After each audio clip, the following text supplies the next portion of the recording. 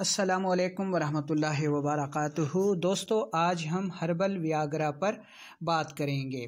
Viagra जिनसी कुव्वत बढ़ाने वाली एक केमिकल दवा है जिसके बहुत ज़्यादा साइड इफ़ेक्ट्स हैं। इस वीडियो में हम आपको हर्बल और घरेलू अज्जा से इंतहाई महफूज हर्बल वियाग्रा बनाने का तरीका बताने वाले हैं, लेकिन इससे पहले आप हमारे वीडियो को लाइक कर दीजिए, चैनल को सब्सक्राइब करें और घंटी के बटन को दबा दीजिए। हर्बल वियाग्रा के लिए हमें 2 चीज़ों की ज़रूरत पड़ती है।